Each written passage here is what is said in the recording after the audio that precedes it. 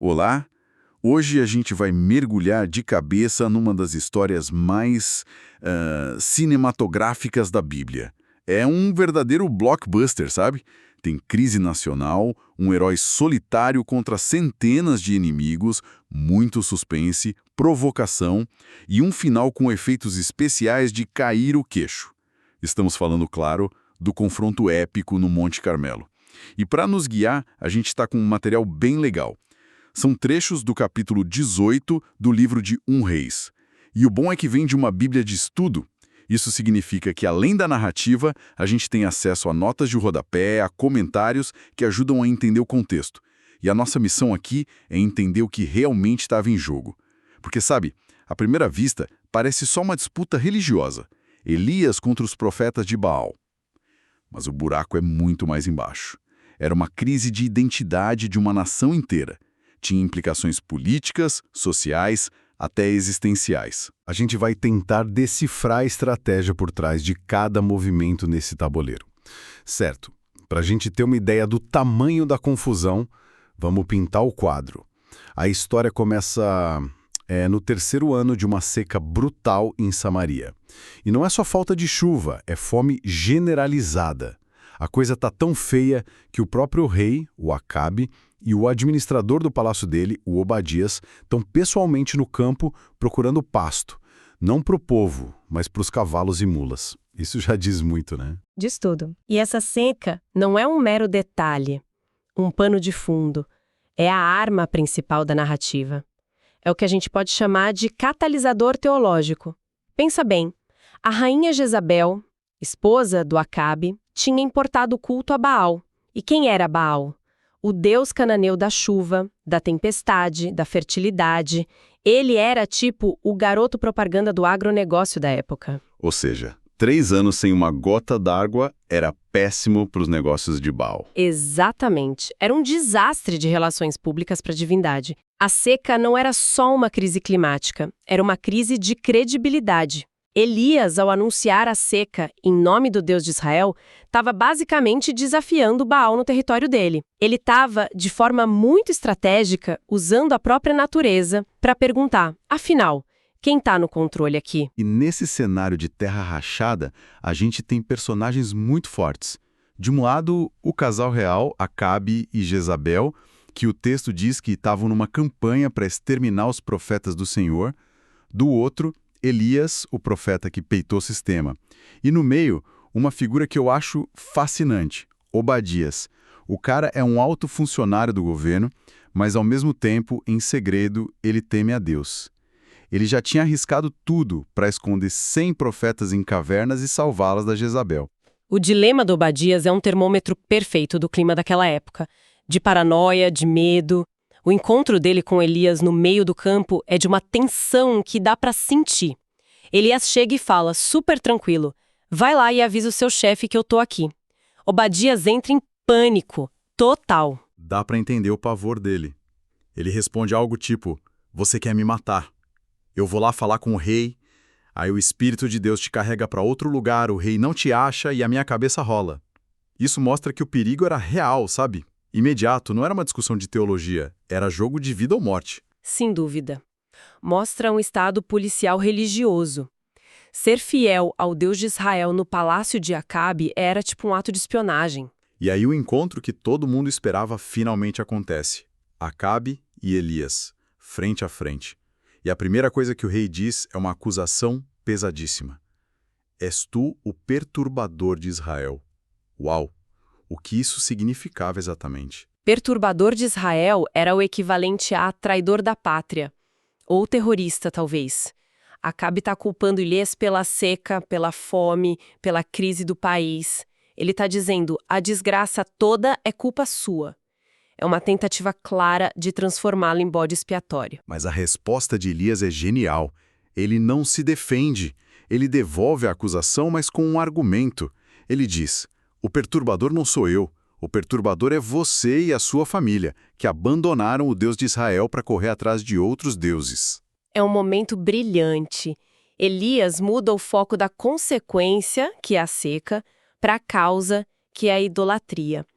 Ele transforma uma acusação pessoal num julgamento político e teológico do governo.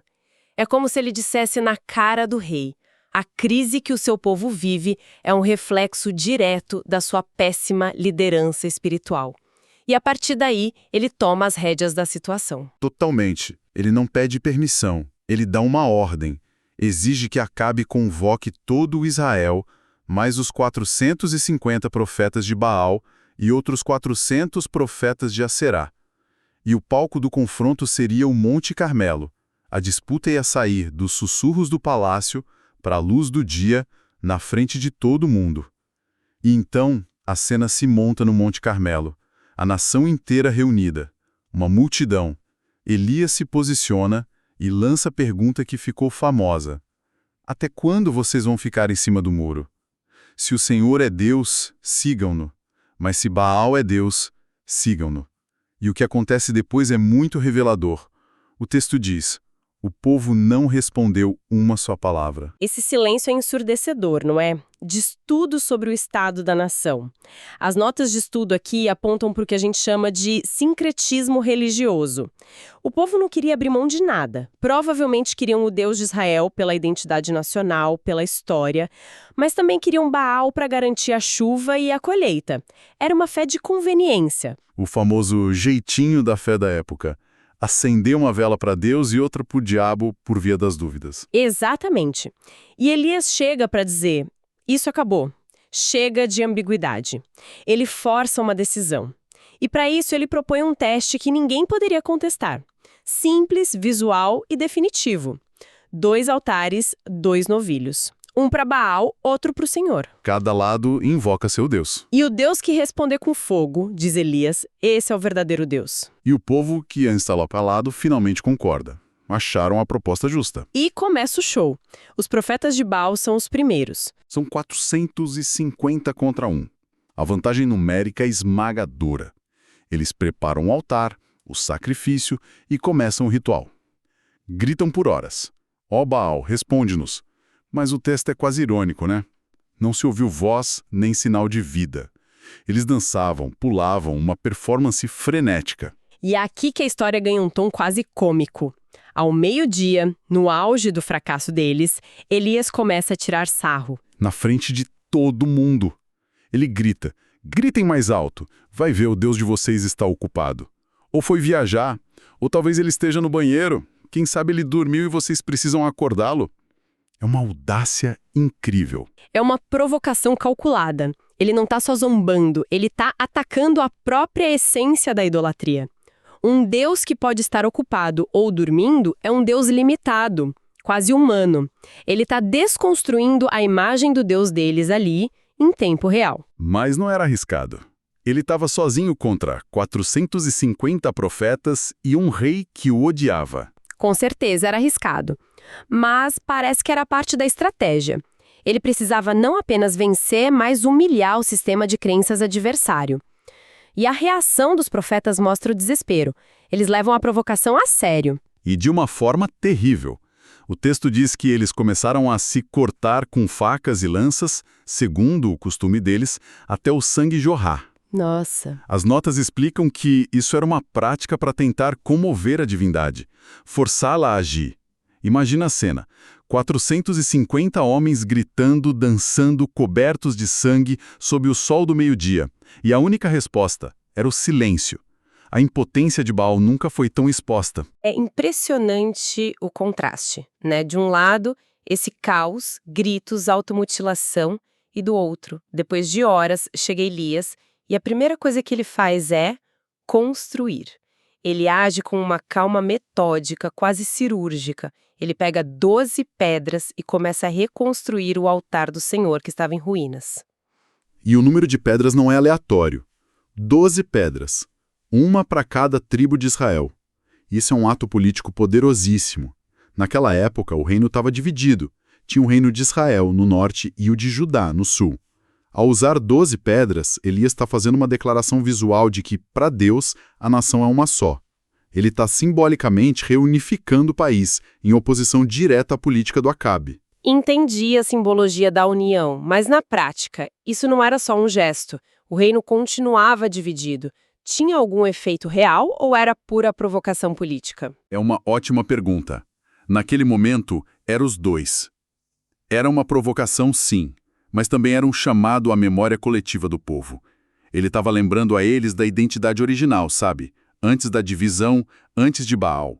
É como se dissesse, lembrem-se de quem vocês são. É o primeiro passo para a restauração. E a seguir, ele faz algo que, no meio de uma seca de 3 anos, parece loucura. Ele manda cavar uma vala ao redor do altar e pede para derramarem água sobre o sacrifício e a lenha. Não uma vez, mas 3 vezes. 12 cântaros de água no total. A água encharca tudo e enche a vala. Ele está tornando o impossível ainda mais impossível. Qualquer chance de truque, de uma brasa escondida, está literalmente afogada ali. É o ápice da performance, no bom sentido. Ele está eliminando qualquer dúvida razoável. Se o fogo viesse, teria que ser, inegavelmente sobrenatural.